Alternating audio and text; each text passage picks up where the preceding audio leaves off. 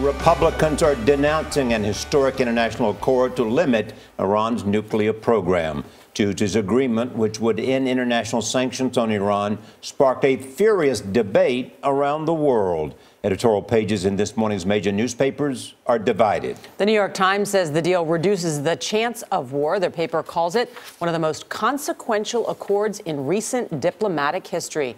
The Washington Post says it is a complex and costly deal. It poses a major threat to the United States and its allies if Iran does not keep its word. Other critics in the tabloid press call the deal a joke. They show images of the Iranian foreign minister laughing. President Obama tells New York Times columnist Thomas Friedman the deal will keep the world safer. This, by a wide margin, is the most definitive path by which Iran will not get a nuclear weapon, and we will be able to achieve that with the full cooperation of the world community and without having to engage in another war in the Middle East. Nancy Cordes is on Capitol Hill, where the president's allies are already lobbying. Nancy, good morning.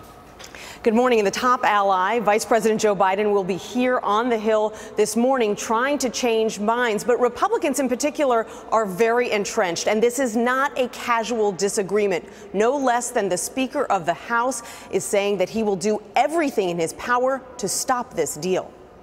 The deal that we have out there, in my view, from what I know of it thus far, is unacceptable. Boehner's reaction was mild compared to some of his GOP colleagues who called the deal dangerous and junior varsity foreign policy grounded in childlike optimism. This is considerably short of perfection, apparently. Senate Majority Leader Mitch McConnell. What would have been an acceptable deal in your mind? Describing the perfect deal, I guess, would be a deal under which Iran would not be able to acquire nuclear weapons. Republicans and many Democrats worry about some features of the deal. Iran will be allowed to keep some nuclear material.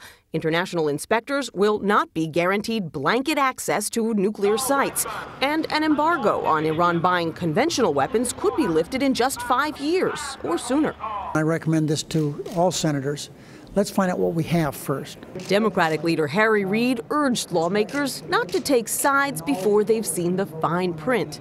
Republicans are so vocal in their opposition to this deal. Does that give you pause? Does that make you think that perhaps the administration could have done better? They should look and read the agreement first. And I just think it's unfair for them to start charging out, determining now how they're going to vote on this. And former Secretary of State Hillary Clinton, visiting Democrats on Capitol Hill, called the deal an important step in stopping Iran's nuclear program. We have to treat this as an ongoing enforcement effort, which I certainly strongly support. That puts her at odds with many of her Republican presidential opponents who have been very vocal in saying that if elected, they will do whatever they can to rescind this agreement. Gail? All right. Thank you, Nancy.